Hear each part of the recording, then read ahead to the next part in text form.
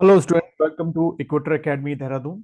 और यह है आपका लेक्चर नंबर 1, आपका इंडियन पॉलिटी का। और इंडियन पॉलिटी के इस लेक्चर में बच्चों, जैसे कि आप देख रहे हैं, हम लोग जो टॉपिक पहला ले रहे हैं वो है आपका making of the Indian constitution. तो बच्चों, अगर हम लोग बात करें making of the Indian constitution, तो थोड़ा सा इसका हम लोग पहले क्या समझ लेते हैं, थोड़ा सा बेस समझ लेते हैं कि making of the Indian constitution का कॉन्सेप्ट क्यों आया, कहाँ से आया। जो आप में से बिल्कुल नया जनरल स्टडीज का टॉपिक शुरू कर रहे हैं या तैयारी शुरू कर रहे हैं, तो देखो बच्चों, इसमें कुछ पॉइंट्स आपको एक कहानी के तौर पे याद रखने हैं कि आपकी जो एक क्या थी, ईस्ट इंडिया, ठीक है, ईस्ट इंडिया कंपनी। ठीक, ये ईस्ट इंडिया कंपनी जो है वो आपकी कब बनी थी? 31 दिसंबर 1600 को। ठीक है, एक तो पहला पॉइंट आपको ध्यान में रखना है कि ये जो कंपनी बनाई गई थी, ये आपके कहाँ बनाई गई थी बच्चों? ब्रिटेन में बनाई गई थी। This company has been formed in Britain. And इसका जो ऑब्जेक्टिव था, कुछ इस तरीके का इसका ऑब्जेक्टिव था कि कहाँ आपका ट्रेड करना। तो बच्चों, इसको ट्रेड करने के लिए जो आपकी क्या थी, ब्रिटिश पार्लियामेंट थी। ठीक है, जो ब्रिटिश पार्लियामेंट थी, ब्रिटिश पार्लियामेंट, उसने इस ईस्ट इंडिया कंपनी को क्या दे रखी थी? फुल फ्रीडम दे रखी थी कि भाई you can go and what execute the trade. ठीक, तो आपको एक डेट याद रखनी है भाई, 31 दिसंबर 1600 को ये कंपनी आपकी बनी। उसके बाद देन जो आपके ईस्ट इंडिया कंपनी थी, मैं इसको थोड़ा शॉर्ट में लिखूंगा, ईस्ट इंडिया कंपनी यानी कि EIC।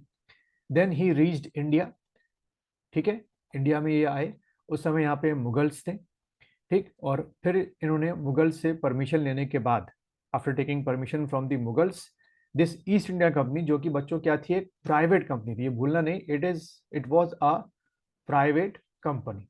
ठीक है, and after taking permission from the Mughals, they establish their what factory, यानी कि अगली स्टेज में उन्होंने अपनी यहाँ पे क्या स्टैब्लिश की? फैक्ट्रीज स्टैब्लिश की जगह जगह, चाहे वो बंगाल का रीजन हो, चाहे वो आपका मद्रास का रीजन हो, चाहे वो गुजरात का रीजन हो, यानी कि जितनी भी आपकी पोर्ट की सिटीज थी उनमें उन्होंने व्हाट स्टैब्लिश की? फैक्ट्री स्टैब्लिश की। एंड देन उसके बाद धीरे धीरे आपकी जो ये ईस्ट इंडिया कंपनी थी, बिजनेस के साथ साथ, ठीक है, जो इसका मेन ऑब्जेक्टिव था बिजनेस के साथ साथ, they also involve in local politics. ठीक है, they also involve in local politics. ठीक है, और जहां इन्होंने लोकल पॉलिटिक्स में एंटर करना शुरू किया ईस्ट इंडिया कंपनी ने, now they what after the entering into local politics, they acquiring the land. What they acquiring the land, धीरे धीरे उन्होंने लैंड को एक्वायर करना शुरू किया। और फिर जो ईस्ट इंडिया कंपनी ने जिस जिस लैंड को एक्वायर किया, वहां पे अपने रूल्स एंड रेगुलेशन को एग्जीक्यूट करना शुरू किया। तो इस तरीके से कुछ आपको बच्चों इमेजिन करना है। ठीक है, अब यहाँ पे जो history of the Indian constitution है उसको हम लोग सबसे लास्ट में पिकअप करेंगे, क्योंकि थोड़ा सा वो कॉम्प्लिकेटेड हो जाता है जो बिल्कुल नए स्टूडेंट्स होते हैं, इसलिए मैं हमेशा उसको लास्ट में क्या करता हूँ, पिकअप करता हूँ। बट अभी एक कहानी के तौर पे आपको समझना है कि 31 दिसंबर 1600 को ईस्ट इंडिया कंपनी बनी, ब्रिटिश पार्लियामेंट की परमिशन से बनी। उसमें क्वीन का भी शेयर था। उसके बाद ये इंडिया आई, मुगल से परमिशन ली, और मुगल से परमिशन लेने के बाद they open a different factory in different part of the country. फिर लोकल पॉलिटिक्स में पार्टिसिपेट किया, देन लैंड एक्विजिशन करना या लैंड एक्वायर करना शुरू किया। Then they making what forts, धीरे धीरे यहाँ पे फोर्ट्स बनाना शुरू किए, देन उसमें सोल्जर डिप्लॉयड करना शुरू किए। तो बेसिकली आपको समझना है कि आपका 1757 तक, जब तक कि बिल्कुल उन्होंने ओपन बैटल ऑफ प्लासी नहीं किया, देन 1764 तक या बैटल ऑफ बक्सर, ये दो बहुत इंपॉर्टेंट बैटल मानी जाती है। इसके बाद से जो ईस्ट इंडिया कंपनी थी वो दो काम यहाँ पे करने लगी। एक तो ट्रेड के साथ साथ लैंड एक्विजिशन या लैंड एक्वायर करने लगी, लैंड पे कब्जा करने लगी, और जो जो लैंड उनके अंडर में आते गए उन पे वो अपने रूल्स एंड रेगुलेशन चलाती गई। और आपको एक और बात समझनी है कि 1857 से पहले, ठीक है, हमारी जो कंट्री पर जितना लैंड एक्वायर्ड किया गया वो एक ईस्ट इंडिया कंपनी, एक प्राइवेट कंपनी ने एक्वायर्ड किया। उसके आपको पता है कि रिवॉल्ट ऑफ 1857 हुआ, और उसके बाद ब्रिटिश पार्लियामेंट ने गवर्नमेंट ऑफ इंडिया एक्ट 1858 जो एक्ट है वो पास किया। और गवर्नमेंट ऑफ इंडिया एक्ट 1858 जो कि ब्रिटिश पार्लियामेंट ने पास किया था, उसके बाद से उसने क्या किया कि जितना भी लैंड किसने कब्जा किया था यानी कि एक्वायर्ड किया था एक private company east India company, उस सारी लैंड का जो टेक ओवर है वो ब्रिटिश पार्लियामेंट ने अपने पास ले लिया। यानी कि 1858 से आप समझ सकते हो कि ऑफिशियली कब तक, 1947 तक, जब तक कि हम आज़ाद नहीं हो गए, इस पूरे टेन्योर पे हमारे कंट्री पर किसने ऑफिशियली तौर से रूल किया? ब्रिटिश पार्लियामेंट ने। यानी कि हम कह सकते हो technically we are what, a British citizen, क्योंकि जब किसी लैंड पर कोई लॉज या रूल्स एंड रेगुलेशंस किसके आपके इंप्लीमेंट होते हैं? उस पार्लियामेंट के, उस देश के पार्लियामेंट के इंप्लीमेंट होते हैं, तो ऑफिशियली आप क्या हो गए? उसके सिटीजन हो गए। तो मोटे मोटे तौर से आपको क्या ध्यान रखना है कि 1858 से पहले हमारी कंट्री पर कौन रूल कर रहा था? एक private company east India company rule कर रही थी, ठीक है। और 1858 के बाद से लेकर 1947 तक जब ब्रिटिश पार्लियामेंट ने गवर्नमेंट ऑफ इंडिया एक्ट 1858 पास किया, तो हमारी कंट्री पर किसने फिर कह सकते हो कि रूल किया? ब्रिटिश पार्लियामेंट ने रूल किया, ठीक है। एक ये आपको जो इमेजिनेशन है वो रखनी है। और हम लोग जो अभी ये पढ़ेंगे making of the Indian constitution, ये इसके बाद की कहानी है। 1858 के बाद से लेकर 1947 तक की कहानी है, बीच की इनिशियल लास्ट स्टेज की कहानी है कि किस तरीके से हमने making of the Indian constitution की शुरुआत की। ठीक है बच्चों, तो उम्मीद है कि आपको ये छोटी सी कहानी समझ में आई होगी। अब ये ब्लैंक नक्शा मैंने क्यों रखा है?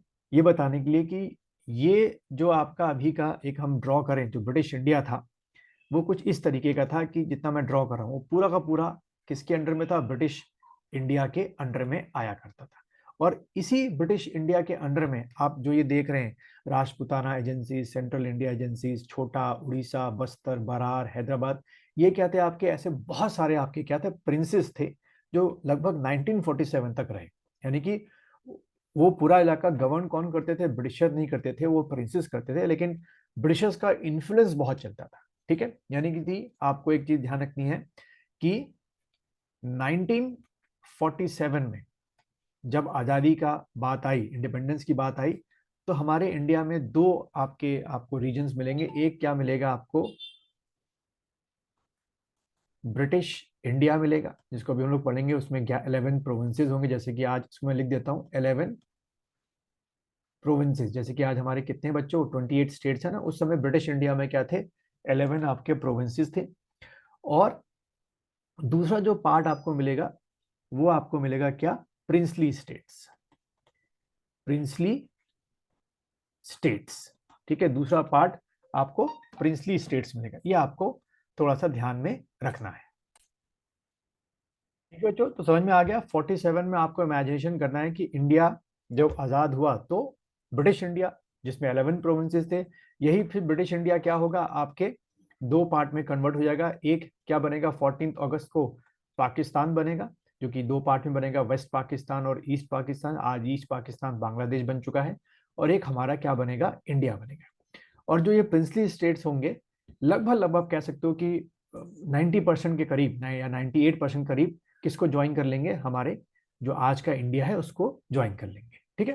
तो ये आपको एक इमेजिनेशन रखनी। तो यानी कि हम जो मेकिंग ऑफ कॉन्स्टिट्यूशन अब शुरू कर रहे हैं बच्चों, वो स्पेशली 1858 ऑनवर्ड से लेकर 1947 के बीच का जो पार्ट है उसको पढ़ना शुरू करेंगे। और इससे करीब करीब एक या दो क्वेश्चन आपके एग्जाम में आ जाते हैं। चलिए, तो जैसे कि आपको दिख रहा है, इसमें कुछ कुछ चीजें मैंने अंडरलाइन करेंगे। सीधे मैं आपको पॉइंट वाइज डिक्टेट करता जा रहा हूँ, वो पॉइंट्स आप लोग लिखते जाइएगा, जिससे सीधा आपको आसानी होगी पॉइंट में कैसे क्वेश्चन पूछे जाते हैं, कैसे एमसीक्यू क्वेश्चन पूछे जाते हैं। तो देखो, सबसे पहले इसमें एक नाम जो है आप लिख लो, M.N. रॉय। आपको दिख भी रहा होगा लेफ्ट हैंड साइड पे, M.N. रॉय।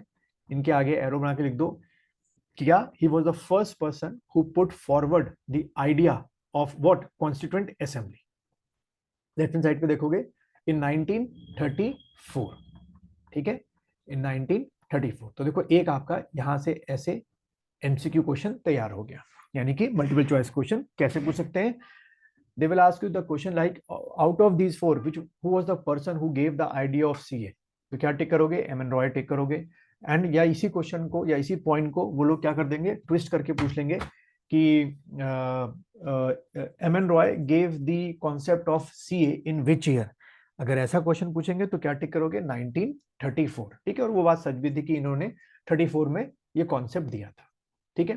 देन देखो लेफ्ट हैंड साइड पे, in 1935 the INC for the first time officially demanded a constituent assembly to frame the constitution. तो यानी कि सेकंड क्वेश्चन यहाँ से फैक्ट क्या बन सकता है क्वेश्चन, कि आईएनसी ने, इंडियन नेशनल कांग्रेस ने ऑफिशियली कब डिमांड रखी थी, तो आप टिक करोगे 1935 में डिमांड रखी थी कि भाई एक क्या होना चाहिए, कॉन्स्टिट्यूएंट असेंबली या सीए बनना चाहिए जो कि इंडिया के लिए क्या बनाए, कॉन्स्टिट्यूशन बनाए, ठीक है।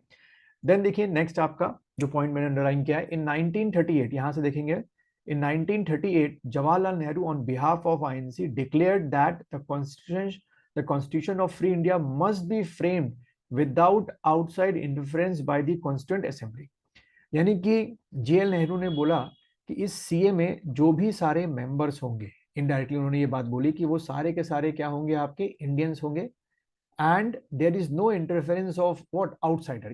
यानी कि जो सीए हमारे कॉन्स्टिट्यूशन को क्या करेगा, कंपाइल करेगा, उसमें किसी भी तरीके से जो ब्रिटिशर्स हैं उनका क्या इन्वॉल्वमेंट नहीं होना चाहिए, साफ साफ इसमें उन्होंने ये बात बोली, ठीक है।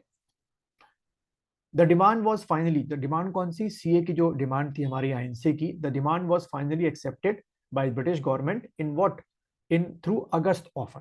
तो देखो यहां से क्वेश्चन तैयार हो गया कि by which offer the Britishers accepted the demand of CA, तो आप टिक करके आना अगस्त ऑफर, ठीक है। अगस्त ऑफर जो आपका कब हुआ था या इंट्रोड्यूस हुआ था, 1940 में। तो यहाँ से दो क्वेश्चन आपके एमसीक्यू में पूछे जा सकते हैं कि अगस्त ऑफर कब आया था, तो 1940, या सीए का ऑफिशियली ब्रिटिशर्स ने कब एक्सेप्ट किया था कि ठीक है चलो हम तैयार हैं आपके लिए एक सीए, एक कॉन्स्टिट्यूएंट असेंबली बनाने के लिए, तो आपने टिक करना है अगस्त ऑफर को। देन इसी के आगे यहाँ से नेक्स्ट पॉइंट देखो लेफ्ट हैंड साइड पे, कि in 1942 Sir Stafford Cripps, a member of cabinet, came to India with a draft proposal of British government on framing of the independent constitution to be adopted after World War II, ठीक है। तो इसको हम लोग थोड़ा सा, ये पहले का पार्ट है बट उसको भी हमने शॉर्ट में डिस्कस करना है कि वो कौन सा कैबिनेट, मतलब वो कैबिनेट कमिटी थी या कैबिनेट आपका जो प्रपोजल था, उसको आने से पहले क्रिस्प प्रपोजल एक आया था जिसने कहा था कि हम लोग इनके लिए एक अलग से कॉन्स्टिट्यूशन बनाने के लिए तैयार हैं, अलग से फ्रेमिंग शुरू होगी, अलग से इसमें क्या होंगे, आपके सारे कंपोजिशन वाले क्या होंगे, मेंबर्स होंगे। बट देखो यहाँ पर क्या लिखा हुआ है, the Cripps proposal were rejected by Muslim League. अब इन्होंने ये रिजेक्ट क्यों किया था, वजह ये थी कि चलो ब्रिटिशर्स तो तैयार थे कि चलो जो है हम इनके लिए सीए बनाने को तैयार हैं, बट 1940 से ही मुस्लिम लीग ने क्या मांगना शुरू कर दिया था, डिमांड ऑफ पाकिस्तान, ठीक है। तो उसने जो सीए का कॉन्सेप्ट था, यानी कि जो क्रिप्स प्रपोजल था या अगस्त ऑफर था, उसको एक किनारे से क्या कर दिया, मना कर दिया, ठीक है। और जो कैबिनेट कमीशन मिशन था जो आगे चल के 1945 में आएगा, was also rejected the idea of two constituent assembly. उसने बोला भाई दो कॉन्स्टिट्यूशन असेंबली नहीं बनेगी, सिर्फ एक ही बनेगी, आप बाद में डिसाइड करना, ठीक है। फिर अगला बच्चों जो पार्ट आता है वो यहाँ से शुरू होता है कि आपका कॉन्स्टिट्यूएंट असेंबली बनी कब, ठीक है। तो आपको ध्यान रखना है नवंबर 1946, नवंबर 1946, ठीक है, ये एक आपको ध्यान में रखना है, ठीक है। देन कुछ फीचर्स के पूछ लेते हैं जो अक्सर एग्जाम में आप पूछे आते हैं। सबसे पहला क्या पूछा था है, कंपोजिशन, ठीक है। तो यहाँ साइड पे कंपोजिशन लिखा हुआ है पर मैं उसको सिंपल लैंग्वेज लिख दे रहा हूँ। तो कंपोजिशन में अगर बात करें कि जो टोटल आपके मेंबर्स थे, ठीक है, किसके, सीए के, वो आपके क्या थे, 389, ठीक है। ये फिगर आपको रट्टाफिकेशन कर लेनी कि total number of members in CA कितने थे, 389 थे। आउट ऑफ दीज, इसमें से जो आपके 296 थे, ठीक है, वो कहां से आ रहे थे आपके, वो आपके 11 ब्रिटिश प्रोविंसेस से आ रहे थे, ठीक है। जो मैंने बताया था ना कि जैसे आज हमारे 20 स्टेट्स हैं और 8 आपके यूटीज हैं, उस समय में ब्रिटिशर्स ने ब्रिटिश इंडिया को 28 की जगह 11 ब्रिटिश प्रोविंसेस में डिवाइड किया था। तो 296 मेंबर जो है इन 11 प्रोविंसेस से आपके आ रहे थे, जैसे कि यहाँ पर लिखा हुआ है, ठीक है। और 93 जो है आपके, ठीक, 93 जो है वो कहां से आएंगे, प्रिंसली स्टेट से। जो मैंने बताया था प्रिंसेस, पीछे दिखाया था आप लोग को डायग्राम, वो आपके कहाँ आएंगे, प्रिंसली स्टेट से, ठीक है। वो आपके प्रिंसली स्टेट से आपके 93 आएंगे। और जो आपके 4 मेंबर्स होंगे, ठीक है। 4 जो मेंबर होंगे वो क्या होंगे, चीफ कमिश्नर प्रोविंसेस होंगे, chief commissioner provinces, chief commissioner provinces. ठीक है, इस तरीके से आपको ये जो फिगर है वो थोड़ी बहुत आपको क्या रखनी है, आपको याद रखनी है। ठीक है, और यहाँ पर जो आप ये 4 देख रहे हैं अलग से, ये जो 4 है ये इसका पार्ट है। ठीक है, यानी कि अगर हम इसको भी और ब्रेकअप करें तो वो कुछ इस तरीके से आपको फिगर दिखाई देगी, 292 प्लस 4, तो ये आपके 292 11 प्रोविंसेस से हो गए। ठीक है, उसको मैंने ब्रेकअप यहाँ कर दिया, और 11 आपके ब्रिटिश प्रोविंसेस से हो गए, और जो 4 आपके हो गए वो क्या हो गए, यहाँ पे जो लिखा हुआ है चीफ कमिश्नर प्रोविंसेस से आपके हो गए। ठीक है, तो इस तरीके से कितने हो रहे हैं आपके 296। ठीक है, और प्लस आपके 93 जो प्रिंसेस भेज रहे थे, इनको अगर आप प्लस करोगे तो टोटल कितना निकलेगा आपका 389। बस ये आपको फिगर याद रखनी, तो इसके आपके ये 2 पार्ट जो हैं वो आपको इस तरीके से रेक्टिफिकेशन कर दें। ठीक है बच्चों, तो उम्मीद है यहाँ तक समझ आ रहा है, और यहीं से आपके 1 या 2 जो हैं वो क्या बन जाते हैं, आपके एमसीक्यू क्वेश्चन बन जाते हैं। ठीक है, फिर अगर हम देखें ये थोड़ा सा इन डेप्थ में जाके हैं, जैसे कि seats allocated to each British provinces, जो 11 प्रोविंसेस थे, were to be further divided among the 3 principal communities, Muslim, Sikh and general. ठीक है, तो ये आपको ध्यान रखना कि कितनी प्रिंसिपल कम्युनिटीज में डिवाइड की गई थी, ये आपकी जो सीट्स हैं आपकी मुस्लिम्स में, सिख में, ठीक है, और आपके जनरल में।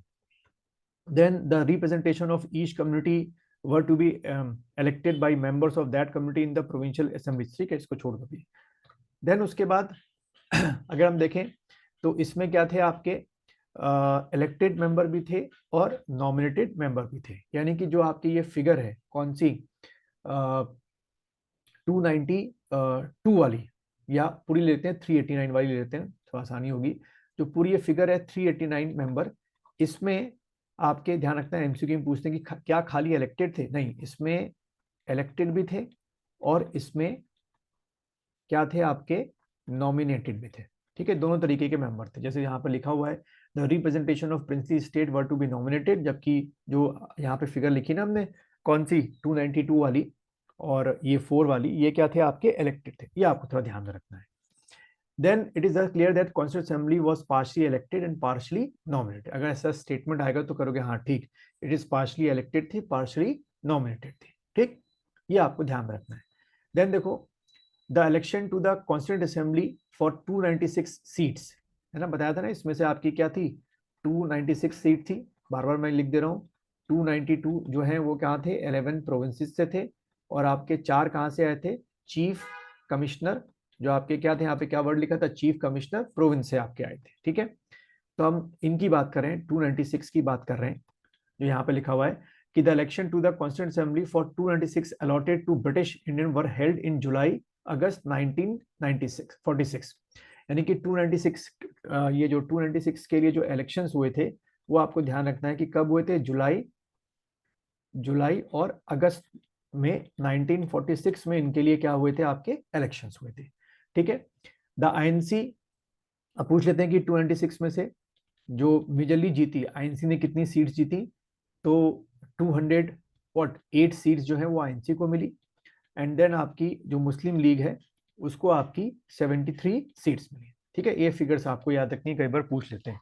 बाकी जो बची सीटें थी वो जो आपके इंडिपेंडेंट कैंडिडेट्स थे या जो छोटी मोटी पार्टीज थी उनकी आपको मिली, और बाकी जैसे बताया कि 93 सीट्स में प्रिंसली स्टेट्स ने क्या किए थे, नॉमिनेट किए थे। Although the constituent assembly was not directly elected by the people, ये भी ध्यान रखना है। ठीक है, बहुत इंपॉर्टेंट पॉइंट है ये, हम लोग आगे समझेंगे कि इनडायरेक्ट इलेक्शन क्या होता है या डायरेक्ट इलेक्शन क्या होता है, बस आपको ध्यान में रखना है कि ये जो आपके सारे मेंबर हैं दे आर इनडायरेक्टली इलेक्टेड। ठीक है,